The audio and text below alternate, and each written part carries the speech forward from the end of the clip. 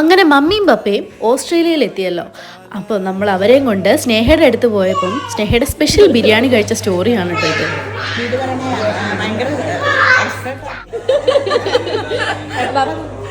അല്ല, ഞങ്ങളൊരു പ്രാവശ്യം ഇവിടെ കഴിച്ച് ബിരിയാണി കഴിച്ചിട്ടുള്ളൂ. പക്ഷെ അങ്ങനെ നല്ല ടേസ്റ്റ് ആയിരുന്നു.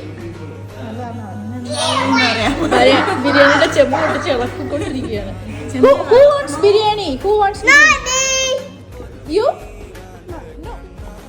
ബിരിയാണി വിളമ്പുമ്പോ മസിലുള്ളായാലും വിളമ്പാം.